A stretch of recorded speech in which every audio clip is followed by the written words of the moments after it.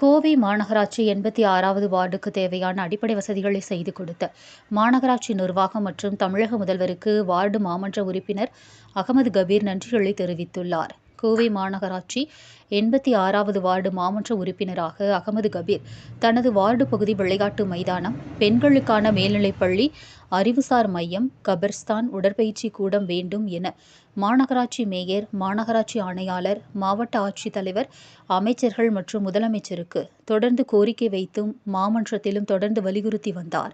இந்நிலையில் புல்லுக்காடு பகுதியில் 1 ஏக்கர் நிலத்தில் விளையாட்டு மைதானம் கிடைக்கப்பட்டு மக்கள் பயன்பாட்டுக்கு கொண்டு வரப்பட்டது.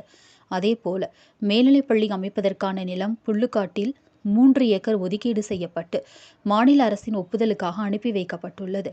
அதேபோல மாமன்ற கூட்டத்தில் 86வது வார்டு மற்றும் 84வது வார்டு ஜமாத்தார்களின் ஒத்துழைப்புடன் மாநகராட்சி மாமன்ற கூட்டத்தில் கபர்ஸ்தானிற்கு இடம் ஒதுக்கப்பட்டு தீர்மானம் நிறைவேற்றப்பட்டுள்ளது.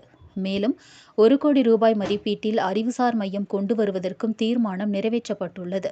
தொடர்ந்து 86வது வார்டு மாமன்ற உறுப்பினர்களின் கோரிக்கைகளை பரிசீலனை செய்து நிறைவேற்றி தந்த மாநகராட்சி மேயருக்கும், மாநகராட்சி ஆணையாளருக்கும், மாவட்ட ஆட்சித்தலைவருக்கும், தமிழக அமைச்சர்கள் மற்றும் முதல்வருக்கு மாமன்ற உறுப்பினர் மற்றும் மனிதநேய மக்கள் கட்சி சார்பில் நன்றியை தெரிவித்தார். செய்தியாளர்களின் சந்திப்பின் போது தமுமுக மாவட்ட தலைவர் சர்புதீன், மாவட்ட செயலாளர் முஜீப் ரகுமான், ம.ம.க. மாவட்ட செயலாளர் இப்ராஹிம், மாவட்ட துணைத் தலைவர் அப்பாஸ், தமுமுக மாவட்ட துணைச் செயலாளர்கள் பைசல் ரகுமான், அசாருதீன், ம.ம.க. மாவட்ட துணைச் செயலாளர்கள் ஷாஜகான், ஆஷிக் அகமது, 84வது வார்டு பொறுப்பாளர் ஆஷிக் உள்ளிட்ட நிர்வாகிகள் உடன் இருந்தனர். நாங்கள் நிர்வாகிகள் எல்லாம் அசாருதீன், மாவட்ட துணைச் செயலாளர். இன்றைய தினம் மாமன்ற கூட்டம் நடைபெற்றது.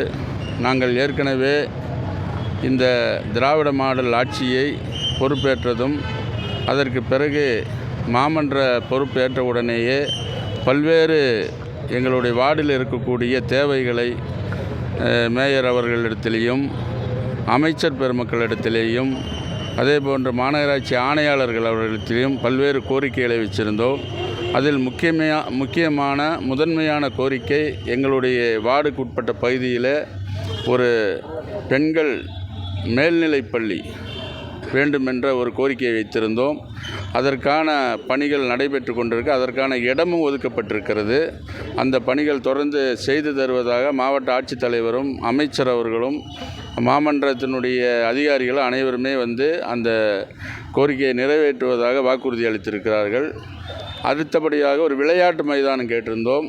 அது ஏற்கனவே எங்களுக்கு அந்த விளையாட்டு மைதானத்தை 1 ஏக்கர் இடம் ஒதுக்கி, அந்த இடத்துல விளையாட்டு மைதானங்களை ஒதுக்கி அங்கே நிறைய மாணவர்களும் மக்களும் விளையாடி கொண்டிருக்கிறார்கள். 3வது கோரிக்கையாக நாங்கள் ஒரு எங்களுடைய இஸ்லாமிய மக்களுக்கான ஒரு அடக்கஸ்தலம் கேட்டிருந்தோம்.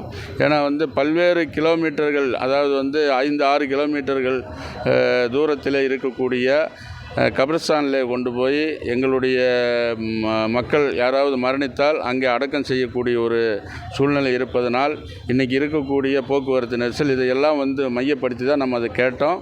அது இன்றைய தினம் அது தீர்மானமாக நிறைவேற்றப்பட்டிருக்கிறது. அடுத்தபடியாக என்னுடைய வார்டில் ஒரு நாலேஜ் சென்டர் கேட்டிருந்தோம். அதையும் இன்றைய தினம் தீர்மானமாக நிறைவேற்றி கொடுத்திருக்கிறார்கள்.